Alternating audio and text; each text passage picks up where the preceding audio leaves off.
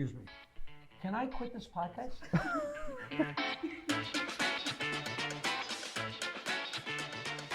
I told Eddie Murphy to stay in college so he'd have something to fall back on. I did great advice. Jackie, how about the lighter side of history? The lighter side. I'm done laughing at my joke. Okay. I know a lot of things and I share them on the podcast and you don't care. What are we talking about? I can't get a word in edgewise on this show. I mean, it's... Here's how we sell it. Okay.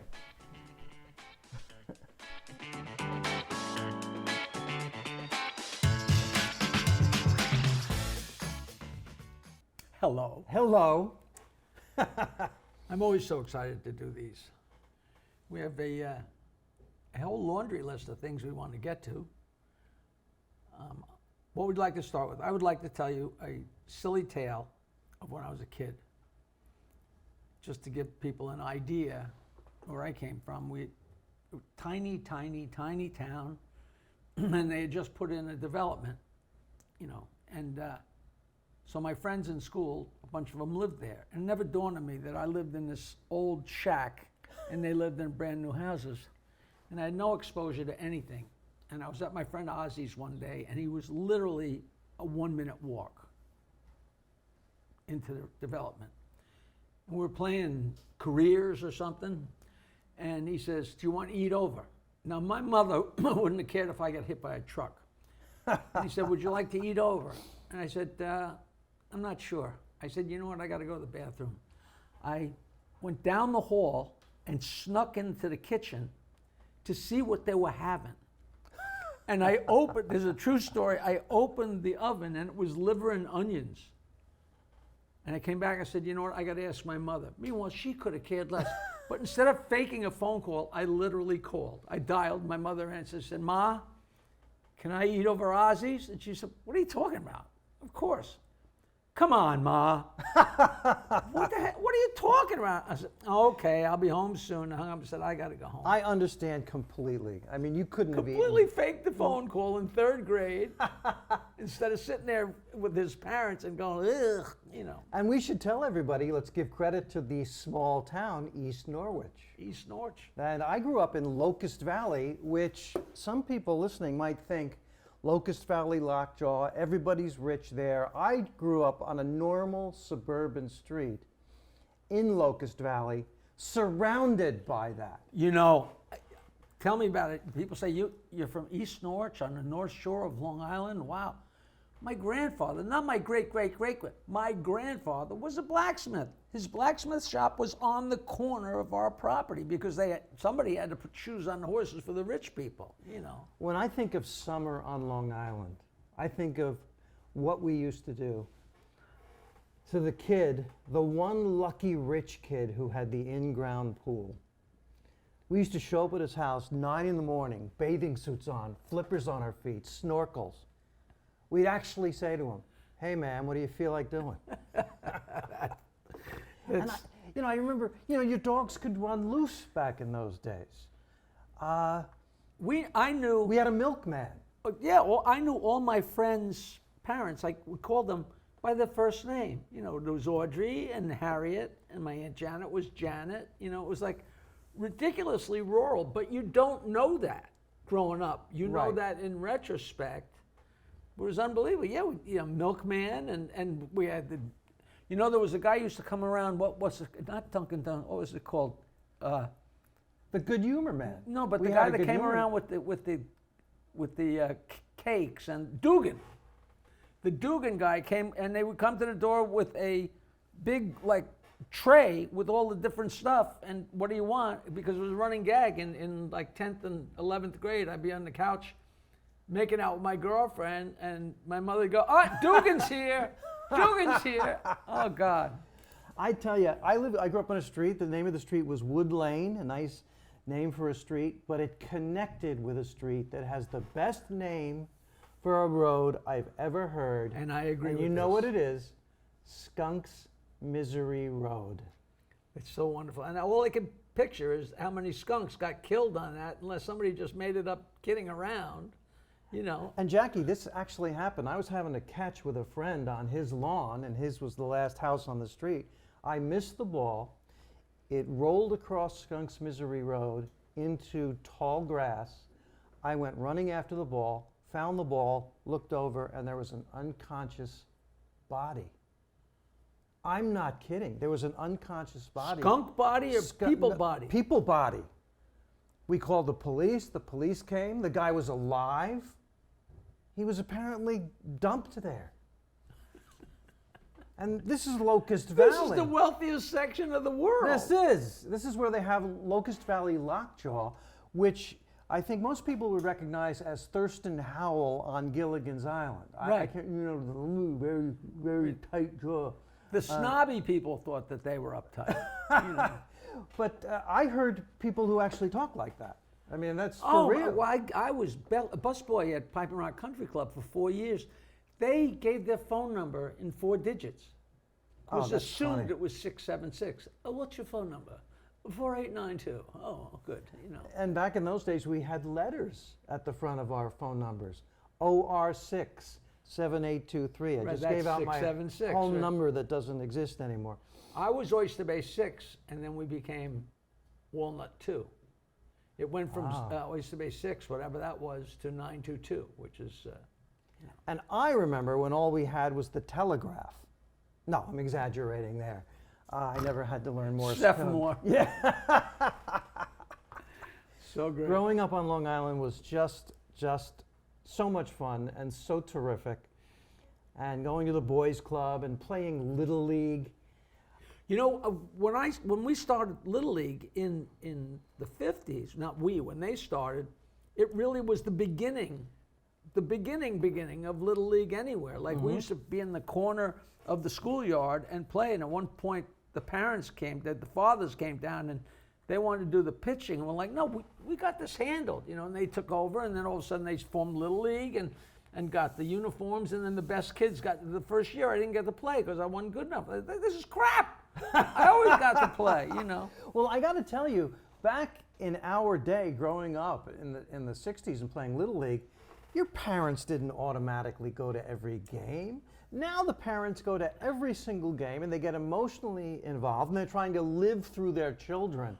I went to see my nephew's game when he was playing, I think it was Syosset Little League, and the coach got in a fist fight with the umpire. I'm like, what?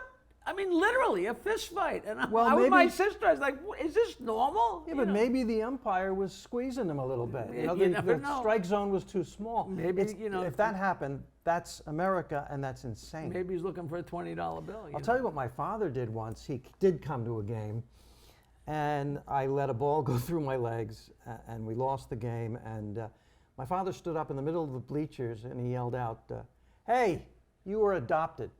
Oh, you're such a He's jerk. taking it too seriously.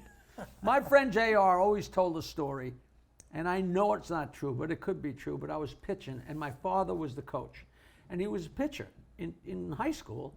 You know, he was an alcoholic, so he actually pitched a no-hit game at Oyster Bay High School. So my story was that my father pitched a no-hit game in high school, and he's been celebrating ever since. That's how I described it.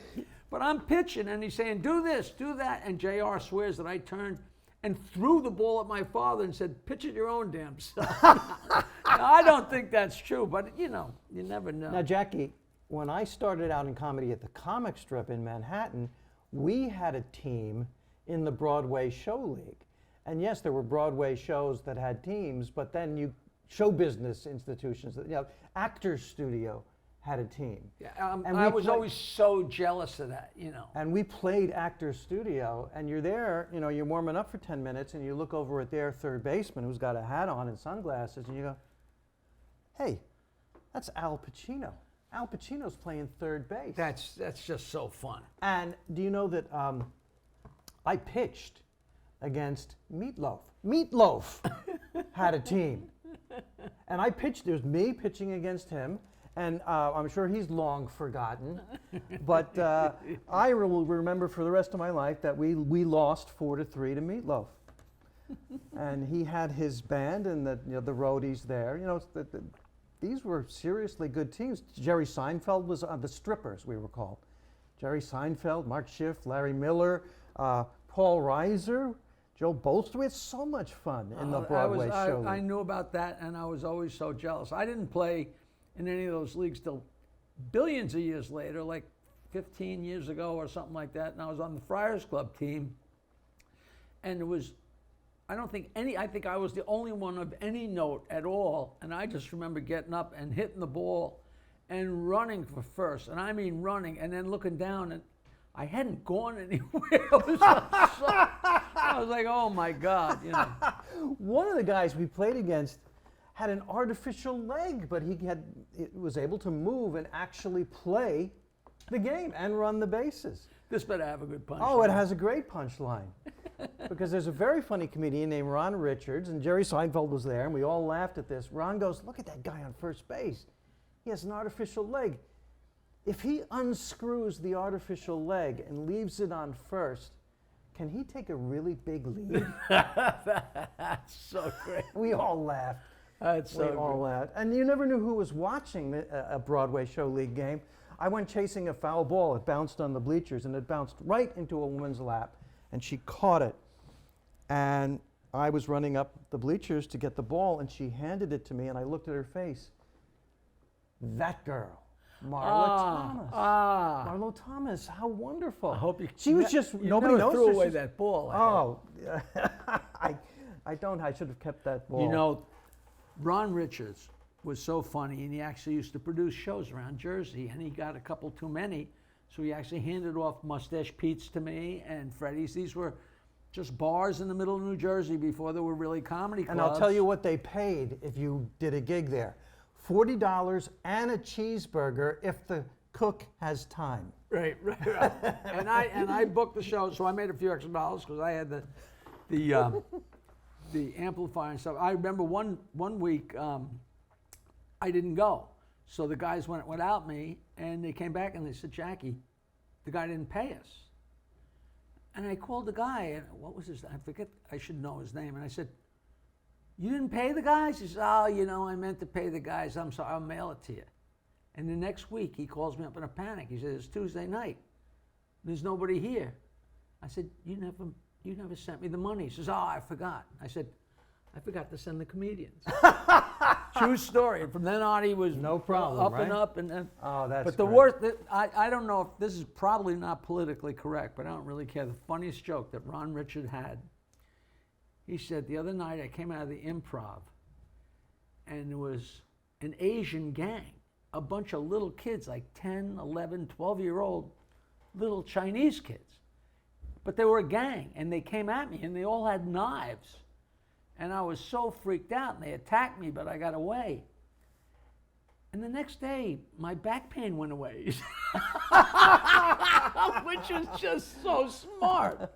Just so ridiculous. And that's totally believable. The original improvisation, 44th and 9th in Manhattan, not a nice area. Hell's Kitchen, where Hell's it was really Kitchen. Hell's Kitchen. Yeah, Hell's Kitchen is really gentrified now, to some extent.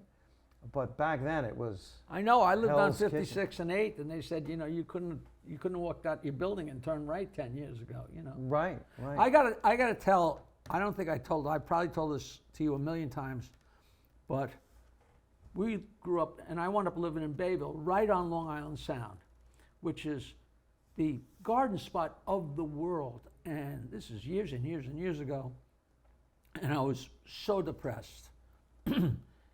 But, you know, we're next to Cold Spring Harbor. I tell everybody Billy Joel lives 2 miles and 12 tax brackets away from me. That's it. And I'm freaking out. And Burford said, my friend Burford says, how could you be depressed? You're a white Anglo-Saxon Protestant male living on the North Shore of Long Island, the Gold Coast of the world. You live better than 99.99% of the world's population. How can you be depressed? And I said, because the other 0.001% are my neighbors. Everybody else was way richer, way richer, way richer. Billy Joel, you knew him. You did a benefit, and I was on the show in the stands in Bayville to save a bridge or something? Was it, No, what was it? no, What was it? they wanted to widen Shore Road. Okay. And which is the road along Oyster Bay. And if they widened it, it would have just destroyed everything. And the point was they thought it was dangerous. I said, if you straighten it out, people are going to go faster. It was insane. But Nancy and my ex-wife, Nancy, my wife yeah, at the and- time, her and a very wealthy airline pilot, fought that whole fight. And we did that benefit. And Billy said, at the end, we did an auction. Or we auctioned off something.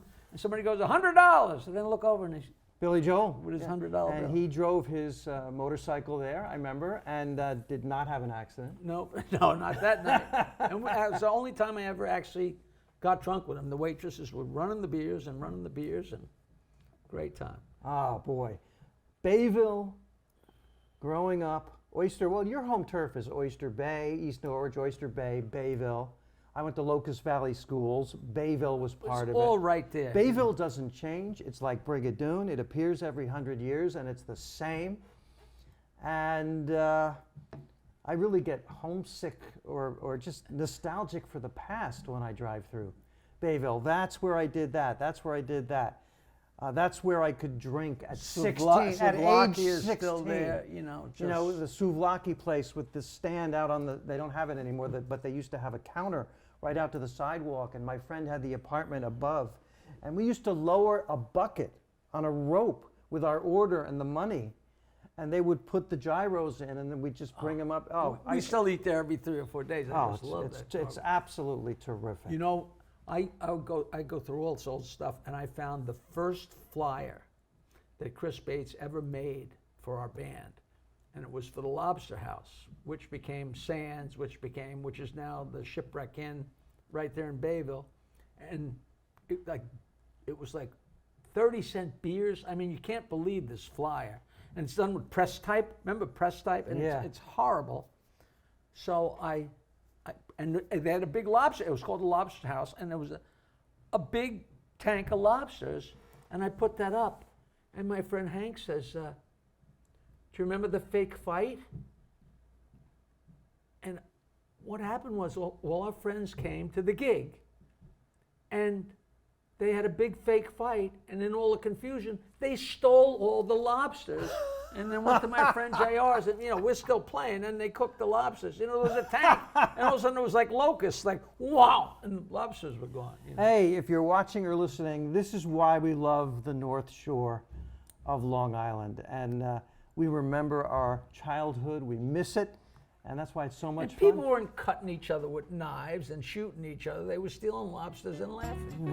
Right. Oh man, let's do more of this stuff on our next show. What do you say? I'm in. Hey, a new episode of Stand Up Memories every Wednesday. How exciting is that? Starring me, Peter Bales, and right here, Jackie the Joke Man Martling. Please follow us on social media. Search it out. What is it? Me Space? MySpace, Your Space? TikTok, Instagram, Facebook. Doodah.